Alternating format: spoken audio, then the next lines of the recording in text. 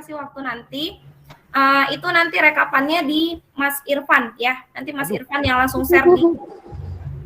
Oke ya Mas ya. Iya Bu. Ya, nanti yang mengkoordinir Mas Irfan. Nah, sebelum pembagian kelompok, saya akan share dulu ke kalian RPS kita hari ini itu apa aja yang mau kita pelajari selama modul 2 di mata kuliah metalurgi fisik. Sebentar ya teman-teman ya.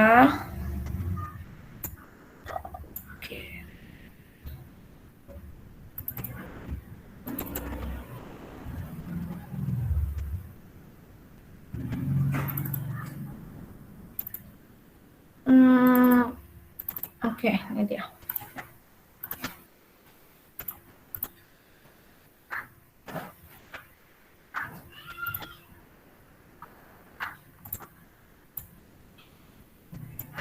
Oke, teman-teman kelihatan nggak?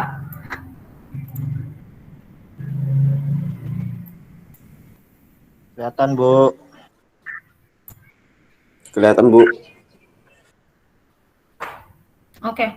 Nah, ini ada oke. Nah, ini nanti kita hari ini ya, saya yang bawa. Kita akan belajar tentang proses pengolahan logam dari penambangan, gimana penambangannya, gimana pengolahannya, gimana sistem peleburannya gitu, sampai produk olahannya itu apa aja gitu. Tapi itu masih secara gambaran besarnya aja gitu ya. Nah, nanti mulai dari teman-teman itu di sini. Nanti satu kelompok itu ada 2 tema. Ya, yang pertama itu nanti untuk kelompok 1, silakan dicatat ya Mas Irfan. Untuk kelompok 1 itu jenis-jenis logam sama standarisasinya seperti apa. Oke, jenis-jenis logam itu seperti apa dan standarisasinya seperti apa. Kan kita punya standarisasi, kalau di Indonesia itu ada SNI, kalau di Amerika ASTM gitu ya, atau kalau di Jepang adanya JIS gitu. Nah, itu tuh nanti JIS, JIS kalau di Jepang. Nah, itu nanti tolong dikonfirmasi ke kita seperti apa sih sebenarnya standarisasi yang tentang logam-logam ini gitu. Nah, standarisasi logam-logam ini dipakai di mana aja? Misal di pengujian atau pada saat menstandarisasi karakterisasi dari suatu material atau seperti apa gitu ya. Nah, itu kalau untuk di jenis-jenis logam dan standarisasi. Kalau jenis-jenis logam gampang lah ya. Harusnya di material udah pernah dipelajari ya masalah logam ferro sama non ferro itu seperti apa, jatuhnya nanti ke bajanya itu seperti apa, ada baja ringan, ada baja dengan karbon tinggi, ada baja cast iron, ada baja paduan gitu ya, banyak ya. Nah, itu nanti untuk yang pertama. Yang kedua temanya untuk kelompok 1 adalah sifat mekaniknya. Nah, jadi standarisasi tadi itu berhubungan sama pengujian sebenarnya, salah satunya, ya kan? Nah, pengujian kita ada apa aja nih kalau untuk logam? Ada uji tarik, ada uji tekan, ada uji impact, kekerasan, ada metalografi. Nah, standar apa aja nih yang dipakai misalnya untuk uji tarik itu seperti apa nih standarisasinya, atau menggunakan ASTM berapa nih biasanya gitu. Kalau boleh untuk kelompok 1, nanti disertakan aja nih link YouTube videonya seperti apa sih, biar gini, kalian kan belum masuk nih memang ke lab, paling enggak kita tuh kebayang, oh gini loh uji tarik, oh gini loh nanti material pengujian tarik itu dibuatnya seperti ini dulu nih bentukannya, baru bisa nanti diuji gitu, ternyata ada bentuk-bentuk khusus misalnya gitu. Jadi bisa ketahuan gitu ya, paling enggak kita sebelum masuk ke lab kebayang gitu sebagai anak teknik, walaupun sekarang masih sastra gitu ya rasanya ya, karena belum masuk lab kan ya. Nah, nggak apa-apa gitu, paling nggak kita tahu nih udah sampai mana nih, uji tarik itu rupanya seperti ini, oh uji impact itu rupanya alatnya kayak gini loh gitu. Nah, biasanya ada kelihatan tuh, dan itu banyak di YouTube sebenarnya ya. Jadi teman-teman bisa dicek lagi gitu ya, ini apa aja sih sebenarnya. Kayak uji kekerasan itu ada 3, ada hardness, speakers, ada rock ball, ada rockwell kayak gitu kan. Nah, itu gunanya apa? Kenapa harus beda-beda gitu? Kenapa harus banyak sekali uji kekerasan itu? Oh, ternyata misalnya dibedakan atas material-materialnya kayak gitu ya. Jadi untuk kelompok 1 ada di tema 2 dan 3 ya. Di tema 2 yang ini tadi, jenis-jenis logam dan standarisasi sama sifat mekanik logam dan pengujiannya. Oke. Nah, nanti masuk ke kelompok 2. Kelompok 2 itu tentang struktur mikro. Ya, struktur mikro sama kecacatan logam gitu. Ini nanti sebenarnya saling berkaitan ya. Struktur mikro dari material kita itu ikatannya apa aja. Nah, terus nanti kalau kecacatan itu kecacatannya gimana gitu. Kecacatan kristal itu seperti apa, kalau dia deformasi seperti apa, rekristal seperti apa, atau ketidaksempurnaan dari kristal itu seperti apa gitu. Nah, ibaratnya kalian bisa juga bahas di sana terjadi cacatnya bentukan poros gitu ya, menyebabkan porositas. Porositas itu benarkah apa termasuk cacat atau tidak gitu. Nah, nanti ada bisa ditampilin gitu, misalnya gambar-gambar material yang memiliki cacat gitu. Misalnya cacat crack, cacat poros, itu seperti apa, itu bisa dikasih tahu di sana ya. Oke teman-teman, ini ada 2, jadi untuk kelompok 2, itu tentang struktur mikro sama tentang kecacatan logam. Oke. Nah, lalu kelompok 6. Kelompok 6 ini sebenarnya gampang kalau menurut saya. Kelompok 3 ini kelompok gampang. 3, Bu, ya. Ya, kelompok 3 ini gampang karena nomor 6 sama nomor 7 ini tentang diagram fasa. Harusnya kalau kalian pernah belajar tentang diagram fasa di material teknik, itu udah nggak susah. Material teknik sama siapa mas dosennya? Gak tahu lah Bu, yang setengah jam aja lupa. Ya enggak? Iya Bu, itu saya Bu. Oke, ini nanti tentang fasa ya. Jadi tentang fasa. Jadi ini ada kurva pendinginan, ada kurva. Jadi kan fasa, diagram fasa itu kan antara material dan komposisinya terhadap panas gitu kan. Nah, ternyata kan panas dan material itu berhubungan gitu ya. Dia akan menyebabkan fasa seperti apa nih? Ada ferrit, ada ferit, ada martensit. Kebetulan di sini kita bahasnya tentang logam kan. Nah, sebenarnya logam itu kan nggak cuman tentang besi doang gitu ya. Itu kan logam besi. Kalau logam yang non besi, non ferro gitu kan, itu kan paduan. Paduan itu bisa apa aja gitu. Bisa kobalt dengan krom gitu kan, atau dengan yang lain-lain gitu. Atau aluminium dengan apa gitu kan, itu kan bisa. Nah, itu seperti apa sih sebenarnya diagramnya gitu. Kalau misalnya kita hubungkan antara komposisi material dengan si panas tadi gitu ya. Terus kurva pendinginan ini maksudnya apa? Oh, ternyata semakin cepat atau semakin lambat dari sifat ataupun proses pendinginan suatu material itu menghasilkan perbedaan juga terhadap sifatnya gitu. Nah, makanya butuh nih yang namanya kurva pendinginan. Gimana cara membacanya? Itu nanti teman-teman bisa lihat di sana ya. Oke, termasuk di sini juga diagram fasa TTT dan CCT ya. Ini juga sama. Ini juga masih berhubungan sama itu tadi diagram. Gimana cara membaca diagram dinginnya, pendinginannya, diagram temperaturnya seperti apa gitu ya. Terus ternyata struktur mikro itu benar-benar dipengaruhi oleh nggak hanya struktur mikro ya, intinya sifat mekanik maupun sifat dari fisis yang salah satunya struktur mikro itu akan terlihat sekali bahwa itu sangat dipengaruhi oleh perlakuan panas di sana dari diagram fasa ini. Oke, itu nanti untuk kelompok 3 di 6 dan 7 temanya. Oke, ini tema yang untuk kelompok 4 turun ke bawah ya. Nah, ini tentang pengujian. Jadi tadi kan kita bilang, oh ternyata pendingin dari kurva pendinginan bahkan cepat atau enggak cepatnya pendinginan dari suatu material yang udah dipanaskan itu berpengaruh terhadap material. Nah, salah satunya adalah pengujian Jomini test. Ya, nanti teman-teman yang di kelompok 4 harus menunjukkan seperti apa sih sebenarnya pengujian Jomini test ini gitu. Ya, nanti boleh nih dikasih juga videonya nih biar teman-teman yang lain bisa ngelihat atau kebayang gitu. Kayak mana sih pengujian Jomini test ini sebenarnya gitu. Padahal sebenarnya ini pengujian yang simple banget gitu untuk pengerasan ya. Tapi salah satunya itu sering dipakai karena dia saking simpelnya itu, dan itu masih bisa membuktikan bahwa terjadi perbedaan kekerasan hanya menggunakan sistem pendinginan Jomini-Test. Sebenarnya sistem pendinginan itu nggak cuma Jomini-Test, ada juga sistem pendinginan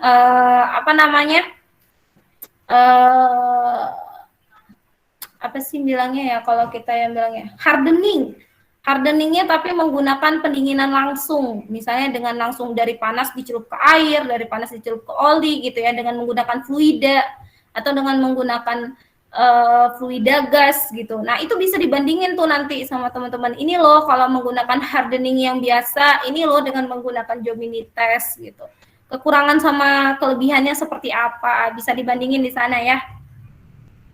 Terus untuk kelompok 4 lagi masih, nah dari sana bisa disimpulin tuh seperti apa sih sebenarnya perlakuan panas. Jadi sebelum pendinginan itu kan harusnya ada perlakuan panas, ya kan? Ada pemanasan dari material tersebut. Nah ternyata itu ada beda-beda, ada yang disebut annealing, ada yang disebut tempering, ada yang disebut sintering, sebenarnya nih ada tambahan nih, sintering gitu. Nah, apa aja itu yang disebut annealing, apa aja yang disebut tempering, aus tempering atau sintering, bedanya di mana? Toh sama-sama dipanasin doang kan? Mikirnya kan gitu, sama-sama dibakar nih, apa bedanya? Oh, ternyata ada yang berbeda. Pada saat dia di annealing, yang terjadi hanya misalnya perubahan dari struktur senyawa dari material aja, gitu kan? Atau fasanya aja. Sedangkan kalau misalnya di sintering terjadi perubahan apa? Nggak cuma senyawa, terjadi juga pemadatan sama si material gitu. Tapi harus dalam kondisi yang seperti apa nih? Nah, itu bisa dibahas sama teman-teman di kelompok 4. Ya kan? Iya, Bu. Nah, ini Iya, Bu. di kelompok 5. Kelompok 5 ini tentang karburasi, ya. Jadi apa yang disebut dengan masih sama sebenarnya, tapi ini lebih ke pengelasan nanti jadinya ya. Karena nanti ujung-ujungnya jatuhnya pengelasan nih. Sebelum kesan tunggu pengelasan itu ada di mana?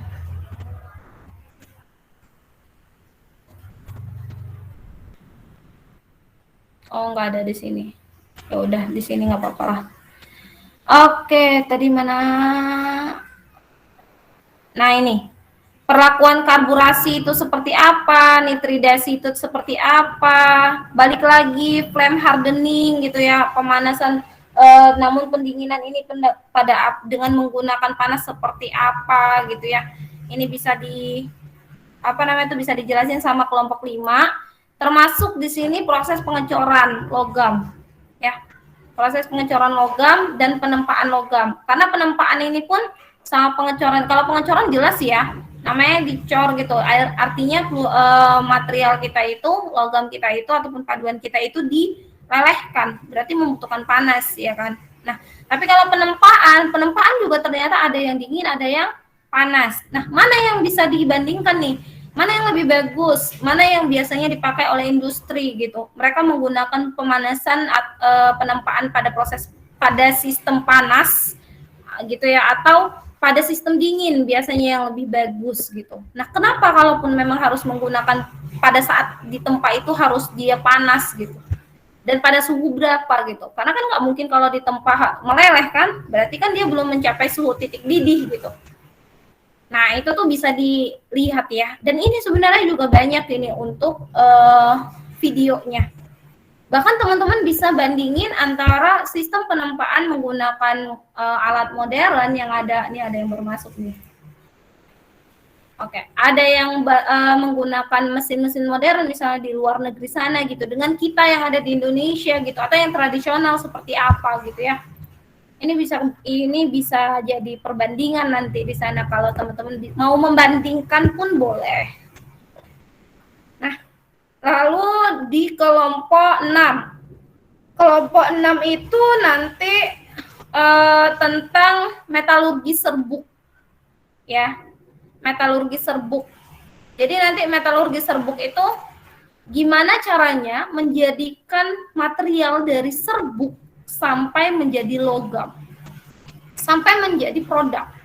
Kenapa menggunakan metalurgi serbuk? Apa untungnya? Kenapa harus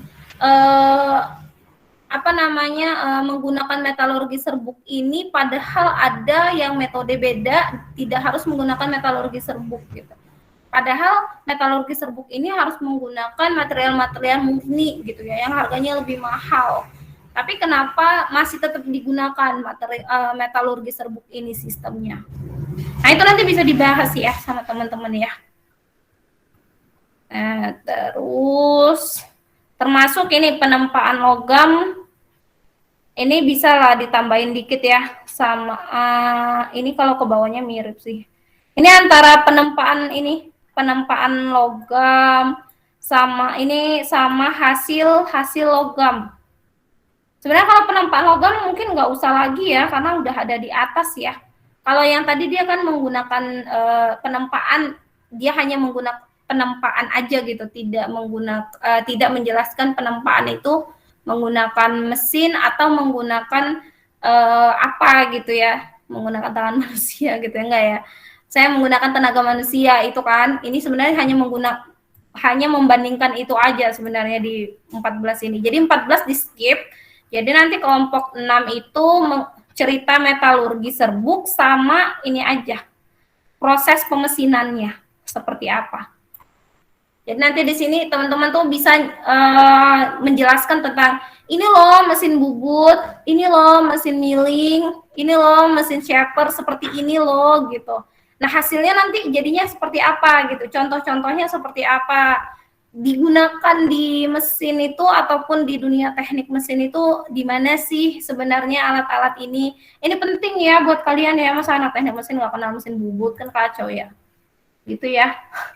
Untuk yang kelompok 6 nanti dia di tema 13 dan tema 15. 14-nya di skip aja. Oke teman-teman, ada pertanyaan sampai di sini? Stop sharing, saya kirim ke WA group. Bentar ya. Gimana teman-teman? Ada pertanyaan? Tidak ada, Bu. Jelas ya sebenarnya ya. Ya nggak jelas-jelas banget sih ya maksudnya. Cuman Ya, paling enggak kalian kebayang lah apa yang mau diceritain di sana gitu ya. Iya, Bu. Nah, ini kan udah tahu nih temanya, kira-kira mana yang suka mana gitu kan. Silahkan, saya kasih materi pertama kita.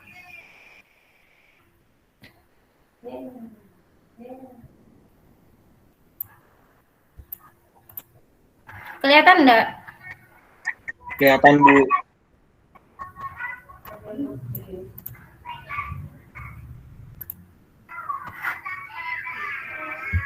Oke, jadi untuk materi kita yang pertama ini tentang proses pengolahan.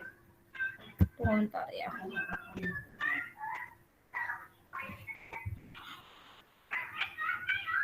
Bentar. Tentang pengolahan proses pengolahan logam dari awal ya. Saya share juga ke kalian deh dulu bentar sebelum mulai.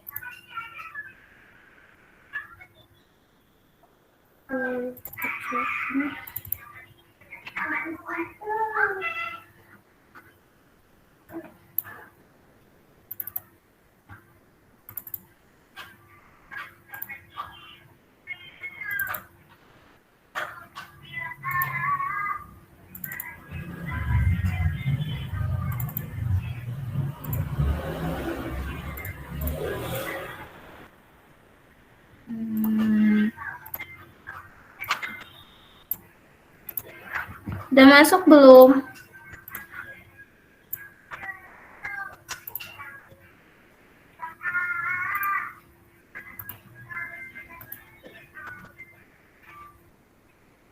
Udah masuk ya, di grup ada ya?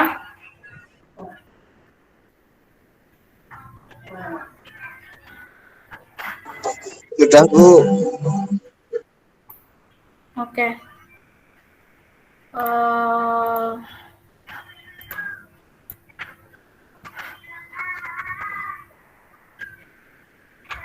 Oke, Oke, saya bukanya dari PDF ya. Kalau nanti kalian mau bukanya dari PDF juga boleh sebenarnya ya teman-teman ya. Sediakan gimana bagusnya aja dari kalian. Kalau mau pakai PowerPoint-nya langsung juga nggak apa-apa. Kalau mana tahu ada animasi ataupun video kan nggak bisa ya kalau dari sini ya. Oke, ini untuk yang pertama kita masuk di proses pengolahan logam. Jadi tujuan pembelajarannya harapannya dari sini nanti kalian paling nggak ngerti gimana cara proses di sini khususnya logam besi baja ya. Jadi dari biji logam berubah menjadi produk itu seperti apa sih sebenarnya, dari penambangannya kayak mana gitu ya.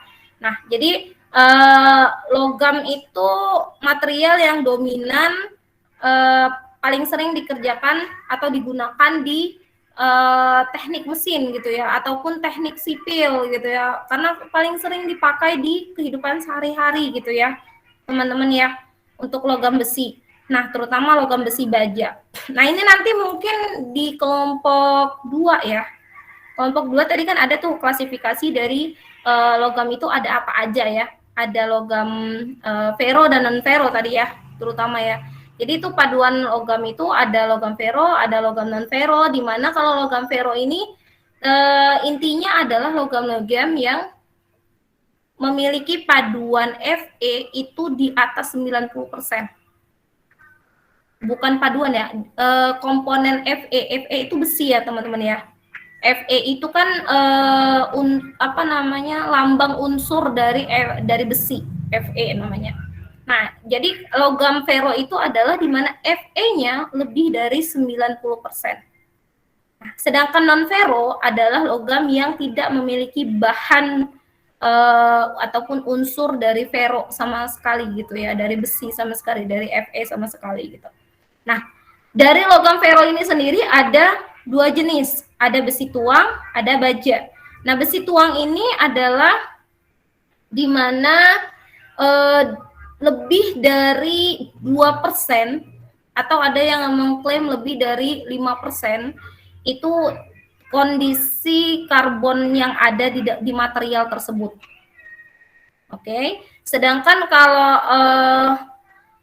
antara besi tuang sama besi kelabu juga sama, ini juga terhadap posisi ataupun porsi dari persentase si karbon. Jadi yang membedakan tentang baja ataupun logam ferro ini adalah komposisi si karbonnya sendiri gitu ya. Nah, kalau di baja paduan rendah itu ada baja karbon sedang, baja karbon rendah, ada baja karbon tinggi. Biasanya kalau di diagram fasa itu sampai di 2%. Ya, jadi di bawah 2% itu semuanya termasuk baja karbon rendah, baja karbon sedang, terutama paling rendah itu di 0,8, dari 0 sampai 0,8 itu masuk di baja karbon rendah. Sedangkan 0,8 sampai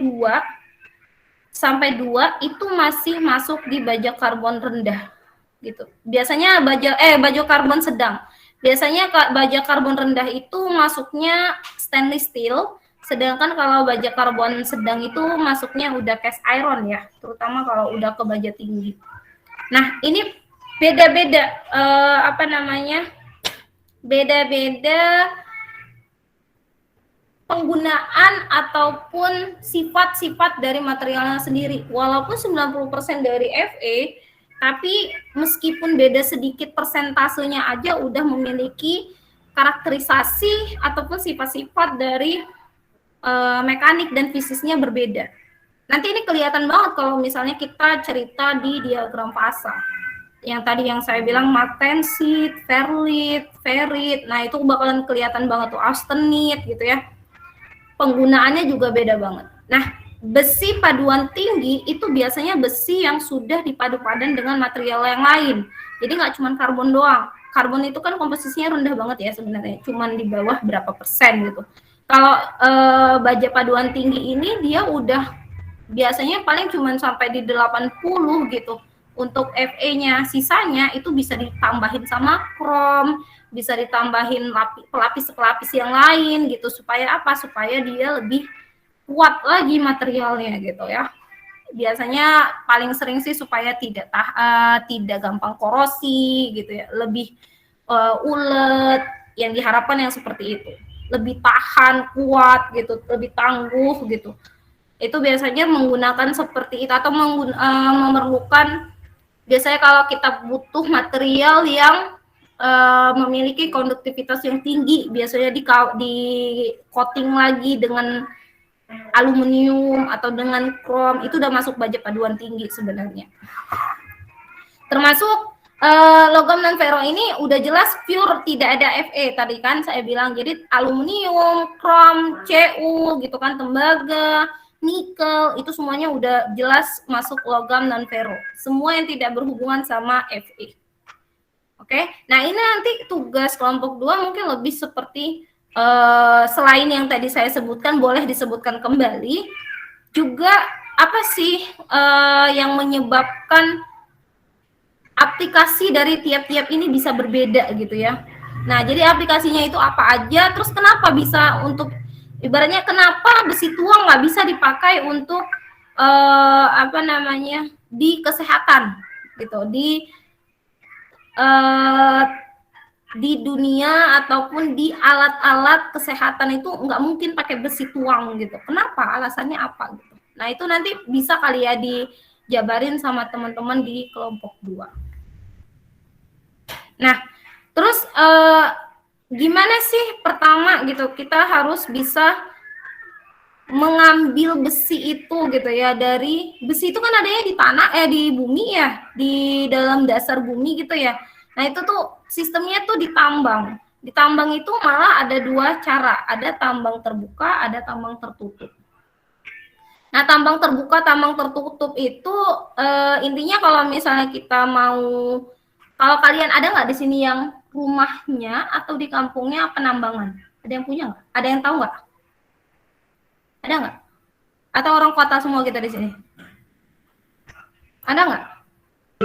Tambang batu kapur paling, Bu. Ada ya, walaupun nggak harus Fe gitu, nggak harus besi gitu. Karena gini, waktu menambang itu juga, kalau misalnya gini, kita ini kayaknya perusahaan asing ini hanya mau menambang minyak, bohong, nggak mungkin. Di tambangnya itu ada lagi yang lain gitu. Kamu juga di sini gitu. Di sini tuh penambang katanya mau menambang Fe, padahal sebenarnya bongkahannya itu isinya nggak cuma Fe, banyak yang lain gitu.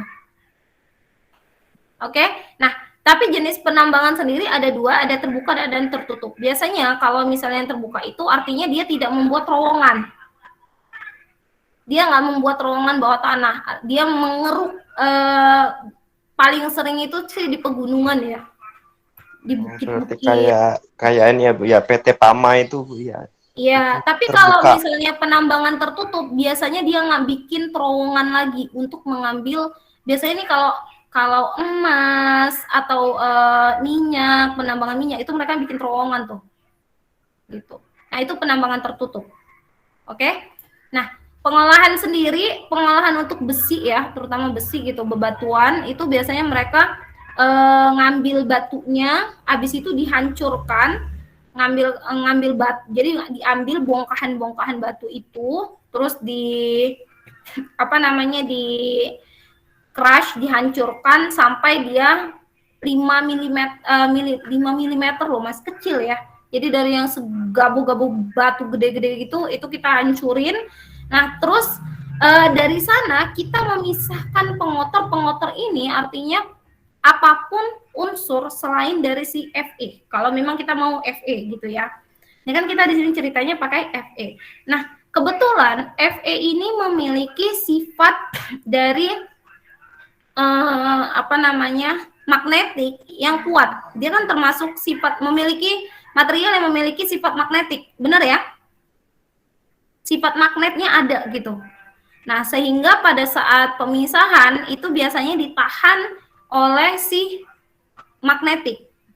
Jadi ada magnet gitu di dalam tangki, ataupun jadi kalau misalnya kita punya alat seperti ini nih, misalnya ini reaktornya lah kita bilang ya, reaktor dihancurkan gitu, pengotor-pengotornya dilelehkan itu semuanya, terus nanti ditahan nih di tangan saya ini tuh jadi magnetiknya gitu, untuk ditahan di bawah supaya besinya ketahan di bawah, yang jadi mengambang itu hanya pengotor.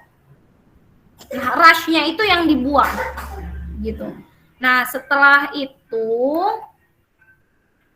nih bentukannya kayak gini nih. Jadi kalau di sini ada skema yang ditampilin ya, dimana skemanya itu ini materialnya, misalnya kan materialnya ini ada iron, ada limestone, ada coal setelah kita dapat ironnya ya. Tapi kan itu masih, kalau kita ngomongnya itu tetap masih, walaupun dibilang udah dipisahkan dengan pengotor, tapi tidak benar-benar hilang gitu pengotornya, sehingga tetap harus dibakar lagi, tetap harus dibakar menggunakan limestone, menggunakan coal, habis itu di furnace, di tanur tinggi. Ini sebenarnya tanurnya tinggi ya teman-teman ya, kalau kalian boleh searching gitu ya, tanur untuk melelehkan apa namanya, FA ataupun reaktor apapun itu sebenarnya itu gede dan tinggi. Kenapa? Supaya tekanan yang ada di sini itu kejaga gitu di bawah, panasnya itu ketahan di bawah, dan tekanannya ya dan panasnya itu tidak tidak hanya panas aja, termasuk kayak ashnya gitu ya, apa sih bilangnya kalau saya bilangnya debu ya, debunya itu tidak terlempar keluar gitu, sehingga ini tinggi sekali ini sebenarnya. Nah, setelah ini benar-benar dalam kondisi cair dan udah di apa namanya tuh, ini kan tadinya awalnya sudah, ini tuh harusnya kalau misalnya kita, saya nggak tahu di sini ada ya, saya lupa.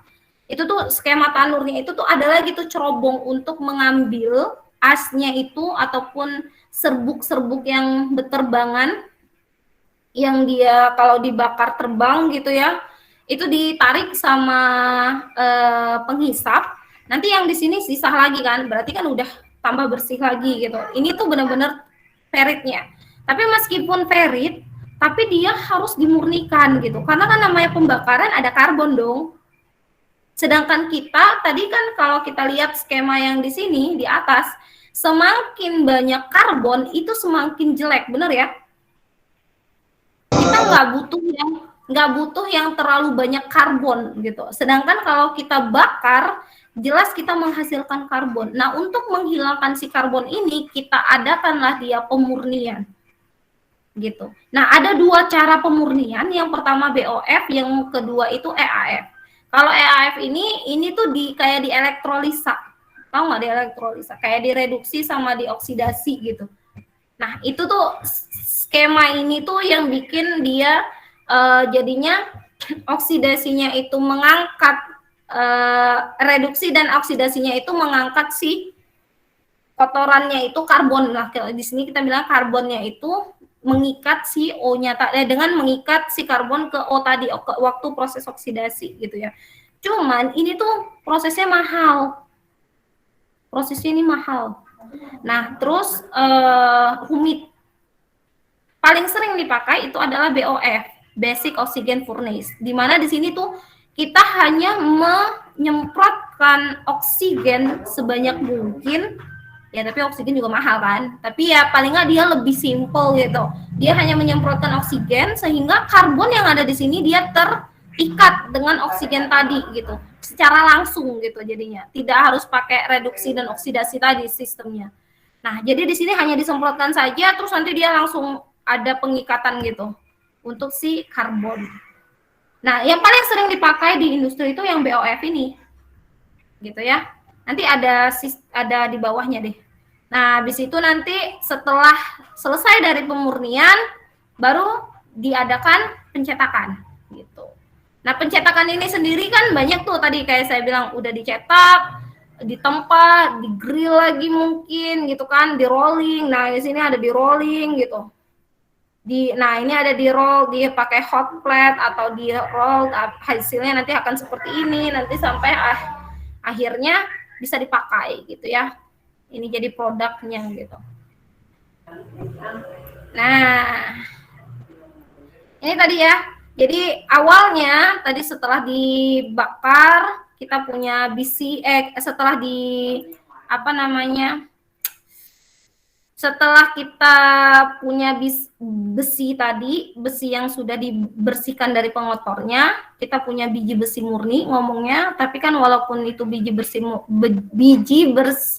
murni, itu masih tetap ada pengotor. Jadi kita tetap ulangi lagi tapi menggunakan campuran kapur ataupun limestone kita bilangnya dengan koal gitu ya. Terus disintering, dicampur sampai dia dibakar sampai tercampur semuanya. Nah, sistem pencampurannya itu juga reaktornya itu bergerak ya, teman-teman ya. Dia bergerak ke kiri, ke kanan, berputar gitu supaya benar-benar tercampur semuanya dalam kondisi meleleh ya. Itu sampai titik didih tertinggi ya, sampai benar-benar jadi titik didih lah intinya. Nah, setelah itu kembali mulai diturunkan suhunya, ditahan pakai magnetic separator kembali sehingga menjadi besi spon kalau di sini ya. Atau besi spon itu dia bentuknya lebih lempeng sih kayaknya. Kalau saya nggak salah ingat ya. Nah, setelah itu nanti dilakukan pemurnian BOF dan EAF tadi. Nah, pada saat kita membakar tadi di tanur tinggi itu posisinya di 1650 derajat Celcius. Tuh, tinggi banget loh. Itu minimal kayaknya. Kalau di bawah itu nggak bisa cair dia. Besi. Coba nanti dicek aja kali ya. Teman-teman bisa cek titik didih besi itu sampai seberapa sih gitu. Nah, ini jenis tanurnya ya. Tinggi banget ya. Ini tinggi banget ya. Ini ada hot air ya, ada udara panas. Ini sengaja sebenarnya benar-benar di bawah banget gitu ya, supaya apa? Supaya benar-benar bisa menahan panasnya ini di sini, tidak ke atas gitu. Ini tempat iron cairnya ditarik setelah dia benar-benar meleleh. Yang ini slagnya nih, ini slag atau pengotornya. Pengotornya ada di atas kan ya, tuh pengotornya. Jadi ada dua, sedangkan di bawah ini tetap dikasih magnetik nih. Ini yang bentuknya U ini nih magnetik ini. Supaya dia benar-benar ketahan di bawah gitu ya. Tanurnya tinggi banget.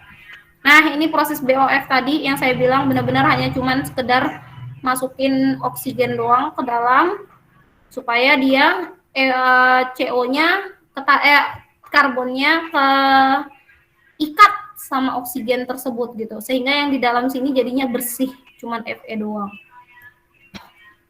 Sedangkan ini menggunakan EAF ya, nih tadi menggunakan elektroda, terus kalau di sini tuh jadinya lebih banyak pembiayaan sih, makanya dibilang lebih mahal, karena dia harus masang elektrodanya udah mahal gitu kan, terus ada water cooled-nya juga gitu. Tapi sistemnya sebenarnya sama aja gitu.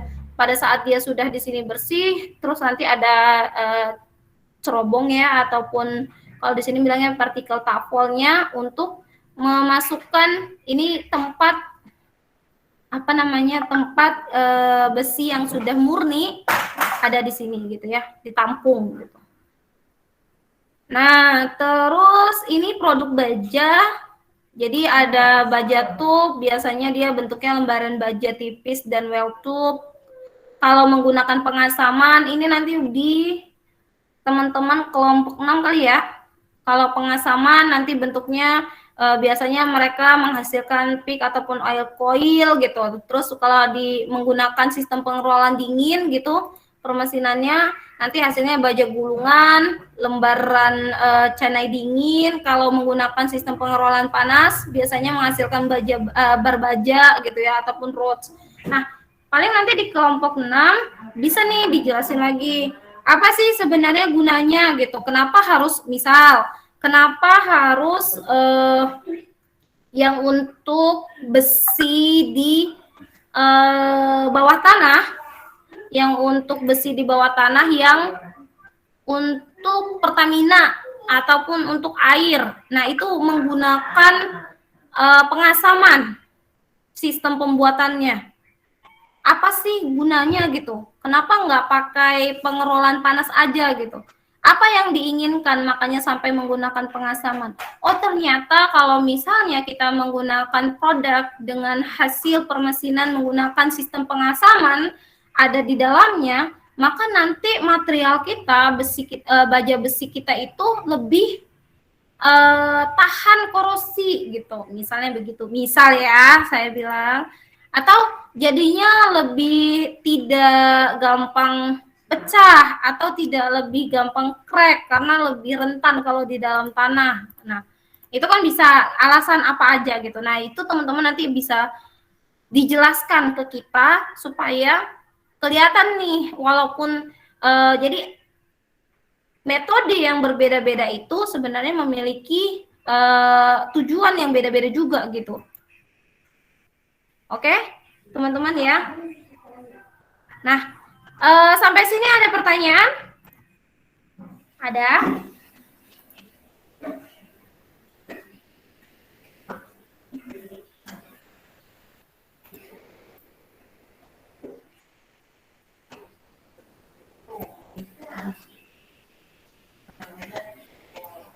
Ada nggak? Nggak ada. Kalau nggak ada, Ya, Bu. saya kasih tugas Bu, tuh. izin Bu, izin bertanya. Tadi kan ada yang proses pembersihannya kan ada dua, yang satu kan mahal itu kan Bu. Nah, itu apakah yang pakai oksigen sama yang oksidasi tadi itu bersihnya itu beda? Apakah sama? Gitu loh Bu. Nah, kalau di apa namanya? Kalau dari prosedural yang dibaca dari beberapa buku sama beberapa jurnal ya, Mas ya, itu antara BOF sama EAF mirip, Mas. Malah lebih bagus tetap BOF gitu. Jadi Oh, iya, kalau iya. dulu awalnya itu yang awal-awal itu dikerjakan itu EAF. Kondisinya malah lebih malah kalau EAF ini butuh apa sih kita bilangnya, ditambah baja, jadi dia nggak bisa cuman langsung dari biji besi, tapi pada saat pembersihannya masih harus ditambahin sama baja tuang atau baja bekas gitu, Oh iya ya Bu, paham Bu. sehingga secara otomatis lebih turun kan kemurniannya gitu. Iya Bu. Karena dia membutuhkan baja material yang sudah menjadi baja gitu untuk penggunaan EAF ini. Jadi selain lebih mahal, dia malah lebih kurang murninya daripada BOF. Oh iya ya Bu, paham Bu. Nah, untuk dari industri sekarang itu paling sering itu ya menggunakan BOF. Iya ya Bu, terima kasih Bu. Baik. Gimana teman-teman yang lain? Ada pertanyaan? Izin bertanya Ibu. Boleh. Tadi kan ada jenis penambangannya kan ada dua Ibu. Ada penambangan tertutup sama penambangan terbuka. Nah, di antara penambangan tertutup dan terbuka itu lebih efisiennya itu lebih ke mana Ibu? Lebih Ke apanya? penambangan efisien. Efisiensinya lebih kemana? Iya Ibu. Dan hasil apa dan juga hasilnya itu lebih banyak yang mana gitu Bu? Lebih efektif yang mana Ibu dari kedua ini Bu? Terima kasih Bu.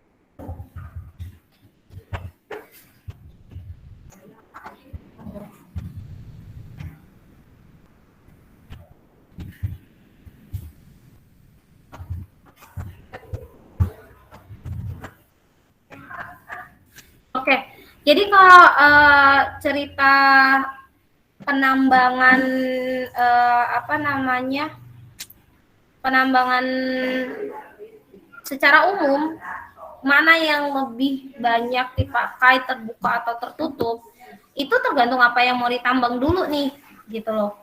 Kalau untuk material yang masih memungkinkan adanya di lapisan tidak terlalu dalamnya bumi, ya itu bisa pakai penambangan terbuka.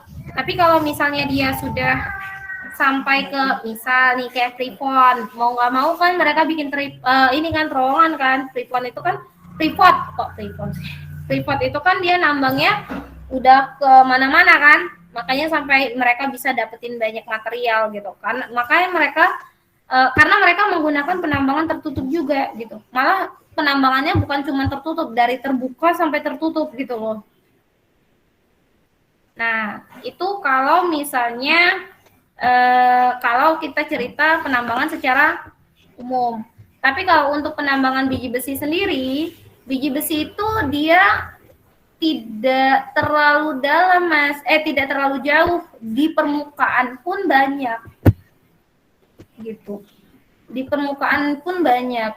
Di kaki-kaki gunung, dekat-dekat sungai pun biji besi itu ada. Di laut pun pesisirnya juga ada, gitu. Jadi kalau untuk penambangan besi ini masih banyak yang menggunakan penambangan terbuka. Tapi memang kalau ditanya efisiensinya, saya sendiri masih nggak tahu ya, nggak bisa jawab gitu. Mana yang lebih akan efisiensi tinggi untuk penambangan besi maupun penambangan tertutup maupun terbuka. Jadi kalau kita mau men-state mana yang lebih efisien, kita tuh harus melihat persebaran besi itu seperti apa gitu di permukaan bumi, terutama di Indonesia. Nah, saya belum pernah baca jurnalnya seperti apa pemetaan Fe yang ada di Indonesia. Jadi saya belum berani klaim mana yang lebih efisien antara yang penambangan terbuka atau penambangan tertutup. Coba ya, kita bisa lihat nggak ya di sini ya. Baik, Bu. Pemetaan. Mungkin juga lihat itu juga ke lapangan dulu kali ya, Bu. Iya, memang harus ke lapangan lah. Makanya kan tadi saya bilang harus lihat pemetaan, maksudnya pemetaan itu persebaran besi itu seperti apa yang ada di Indonesia. Itu saya belum lihat gitu. Saya belum ada pernah baca sampai ke sana gitu. Jadi saya nggak berani klaim gitu ya.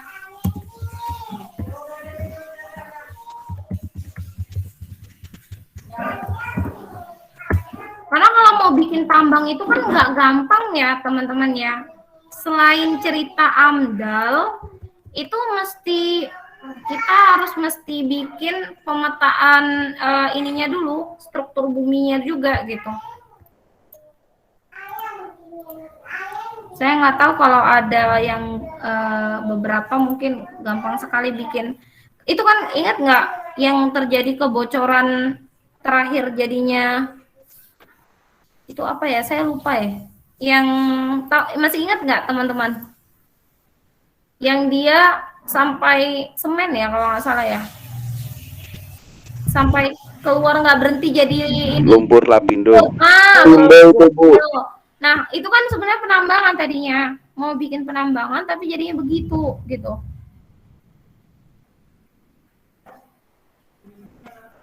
Jadi nggak gampang kalau mau bikin penambangan itu, harusnya loh ya. Tapi jangan cerita penambangan liar ya. Beda lagi itu dah. Iya, Bu.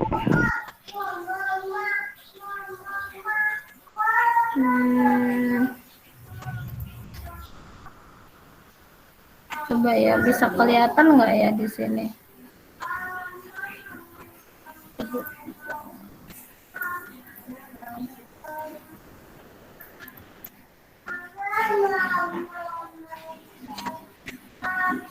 Biji besi. Nah, bisa digedein nggak ya? Coba ya teman-teman ya. Ini tapi saya ngambilnya dari internet sih. Keabsahannya nggak jelas juga sih. Nggak tahu bisa di iniin apa enggak. Jadi ini peta kita ya. Peta kita itu ada di sini nih. Nah, jadi kalau misalnya dibilang biji besi itu yang bentukannya segitiga. Ini kelihatan enggak? Kelihatan, Bu, kelihatan. Kelihatan ya. Jadi biji besi itu adanya di pesisir-pesisir kan, malahan tuh di pesisir banyaknya. Nih, pesisir-pesisir ini mah dekat-dekat pantai kayak gitu. Di Indonesia cuman di situ tuh penambangannya. Berarti yang memungkinkan adanya biji besi. Mau izin bertanya, Bu. Boleh, silakan Mas. Itu tahunya kalau di situ ada biji besi pakai alat apa gimana ya, Bu? Jadi Ada namanya, kalau kita tuh kebetulan saya di fisika ya. Kebetulan saya di fisika, S1-nya bukan langsung di teknik, S2-nya baru. Nah, kalau di S1 itu fisika itu ada fisika material, kebetulan saya di fisika material. Nah, ada juga fisika murni inti, ada fisika elektro. Biasanya fisika elektronik ini lebih ke elektro, anak teknik elektro. Kalau fisika material ke teknik mesin. Nah, terus ada fisika geodesi. Geodesi ini yang mempelajari tentang struktur bumi, Mas. Jadi struktur bawah tanah kita itu kan macam-macam tuh. Iya, Bu. Lapisnya juga macam-macam. Nah, dari sana itu kita bisa memetakan, jadi mereka bisa menggunakan simulasi ataupun menggunakan alat untuk memetakan apakah di tanah itu memiliki unsur-unsur tertentu gitu. Untuk sebagai pembentuk tanahnya gitu. Baik, Bu, baik. Jadi kayak misalnya dari getarannya aja gitu. Misalnya kita menggunakan getaran, terus kita kan setiap material itu memiliki ininya beda-beda ya, signalnya beda-beda, signal dari getarannya kan berbeda-beda gitu ya. Nah, kita tuh bisa ngeliat tuh unsur apa aja yang ada di sana gitu dengan memberikan itu, misalnya kayak gitu. Tapi pasti menggunakan bantuan bantuan dari apa namanya? Alat ataupun simulasi gitu. Kita ibaratnya gini, kalau kalian kan ada namanya ANSYS, saya nggak tahu nih kalian udah pernah pakai atau enggak, atau Inventor gitu, pernah nggak? Udah pernah pakai nggak? Belum sih, Bu. Belum ya. Nah, itu kan kita masukin alat, kita masukin seperti apa karakterisasi alat kita, terus kalau misalnya kita coba untuk simulasi tekan bagaimana gitu ya. Nah, itu sama juga gitu. Simulasinya itu, softwarenya itu juga begitu. Kita coba masukin apa aja unsurnya, misalnya getarannya seperti apa. Kalau misalnya kita gunakan getaran sekian, itu kalau nanti dia ada di frekuensi berapa, itu punya material apa gitu. Nah, itu tuh mendeteksinya bisa seperti itu.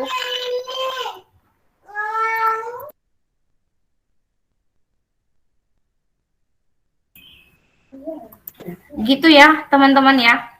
Jadi itu biasanya orang dari geodesi atau dari fisika geodesi, fisika bumi kalau kita bilangnya juga. Oh iya, Bu, paham, Bu. Terima kasih, Bu. Iya, sama-sama. Silakan, ada lagi yang mau bertanya, teman-teman? Ini 12 menit lagi ya, kita akhiri.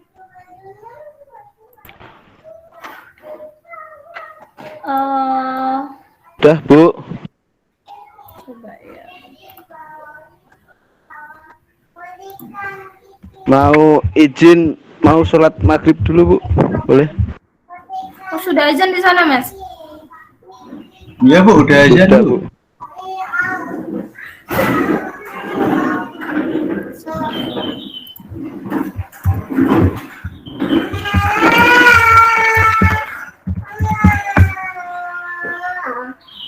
Sebentar ya.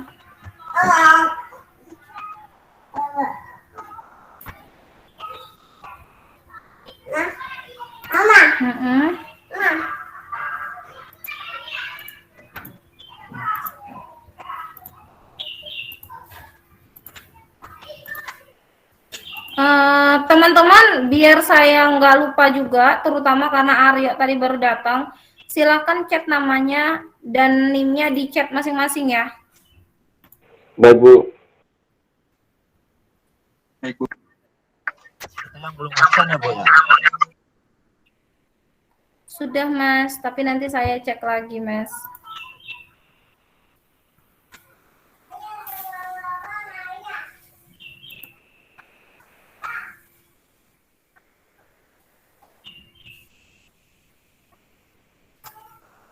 Ini ada sekalian ya, sebelum sambil kalian ini.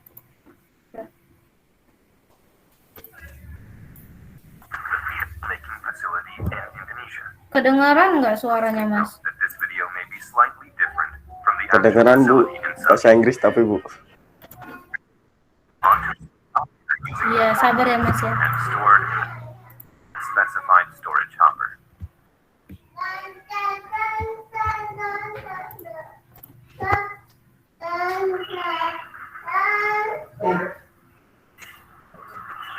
For the scrap chute, it is transported to the weighing system using terminal tractor, and then the scrap amount is displayed. The scrap amount is fine-tuned using the scrap loader.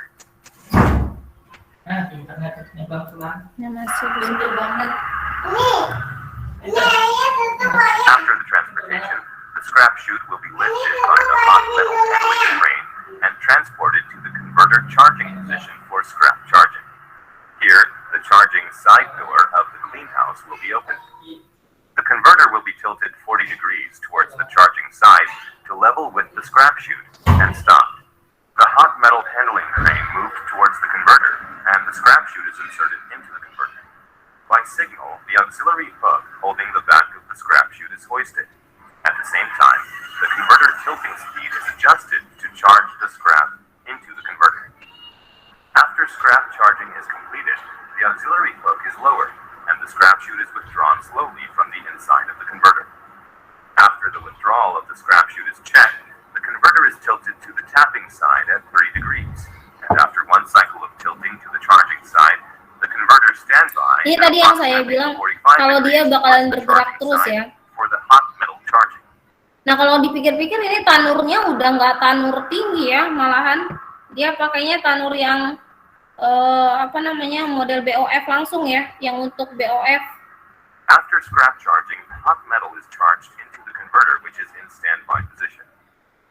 When the hot metal charging ladle is completely away from the converter stands upright, and the clean house door will be closed.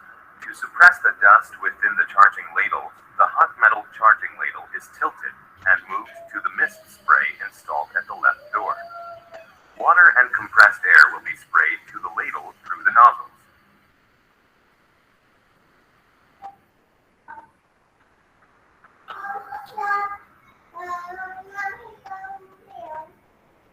The ladle, after completed spraying, will be settled down on the pallet and transported to the furnace using ET car. The flux material for blowing process is stored in the high-level storage hopper during the charging of scrap and hot metal. The amount of flux needed for blowing is set and weighted and is discharged by the magnetic type of vibrating heater and stored in the weighing hopper. There are two sets of main lamps installed at both sides of the Ini converter. tadi The instalannya yang lamps for banyak itu oxygen ya. blowing.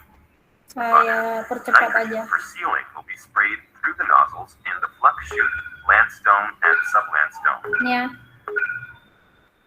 Ini dia tanurnya. Jadi dia yang tadi itu berhubungan sama ini. Nah, jadi tempat reaktornya itu di sini nih, kecil. Tapi ini kan sampai tinggi ke atas tadi. Supaya apa? Supaya panasnya itu tetap di sana.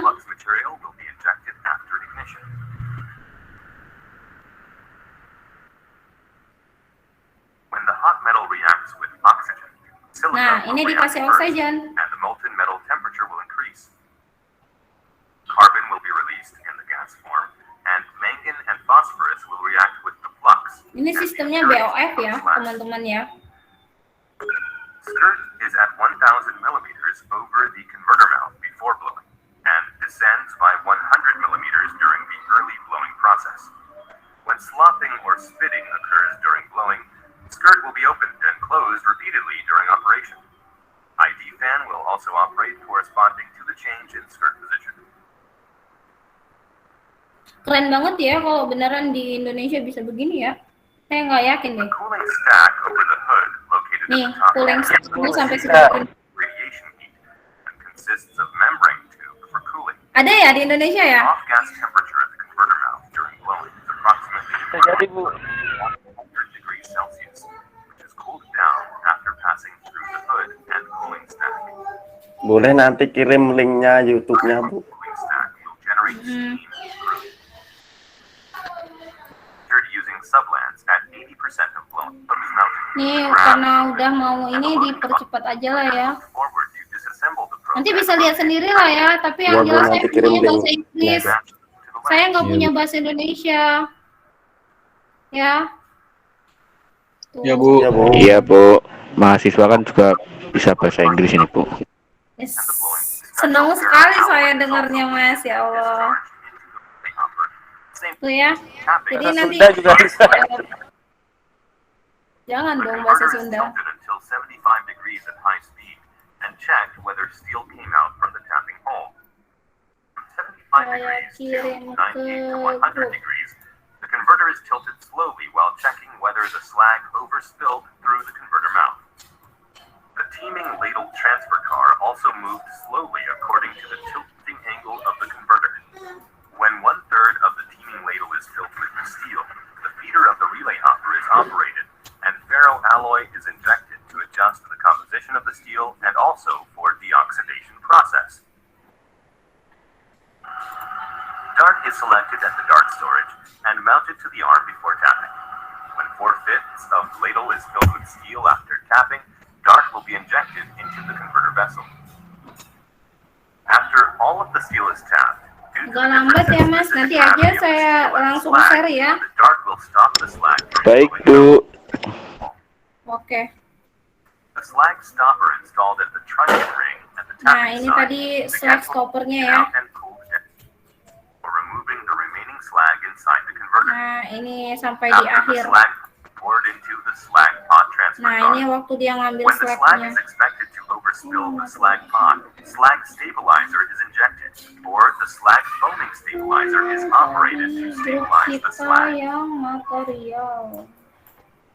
When the slag is removed completely, the converter is tilted back to 40 degrees for scrap charging. When the slag pot transfer car stops at the slag pot transportation position, the slag pot is moved by the big loader. Oke, teman-teman, ini udah saya share ya. Oke. Baik. Baik, kayak gitu ya, teman-teman sebenarnya boleh ya nanti ditambahin di PowerPoint-nya kalau mana tahu ada link-link YouTube-nya kayak tadi pengujian dan lain-lain, oke? Baik, Bu. Oke, saya izin ya, maksudnya gini, ini kan harusnya jadwalnya sampai di 6.20, tapi ini saya stop di 5.40, nggak apa-apa ya teman-teman ya? Bu. Gua apa-apa, Bu. Enggak apa-apa banget, Bu. Apa-apa, Bu. Oh, Iya, kan, ya, malah saya pada ini- seneng gitu. Enggak, saya maksudnya gini, karena kan kita juga bakalan ada tambahan pikon kan, tambahan pikon sendiri kan itu waktunya juga lumayan panjang. Jadi insya Allah nggak mengurangi waktu yang memang diamanahin untuk ngajar teman-teman di sini gitu ya. Oke? Iya, Bu. Ya, Bu. Thanks, Bu. Ya, Bu, baik, Bu. Oke. Oke teman-teman, maaf kalau ada salah-salah kata, Mas Aryo, karena tadi masuknya agak lambat, maaf kalau misalnya di absen kedua, absen terakhir baru nanti saya saya ambil datanya, karena kita ada 2 kali absen ya Mas ya, kalau di pikon jadwal di awal sama di akhir. Tadi saya sholat, Bu. Iya, oke. Makasih ya Mas teman-teman ya. Maaf kalau ada salah-salah kata. Apapun yang baik datangnya dari Allah. Kalau segala yang salah itu datangnya dari saya. Kalau belum bisa menjelaskan, kita sama-sama belajar. Ya, Bu. Terima kasih banyak, Bu. Iya, Bu. Terima kasih banyak. Semuanya ya teman-teman. Terima kasih, ya. Bu. Mas. Oke. Terima kasih, Bu.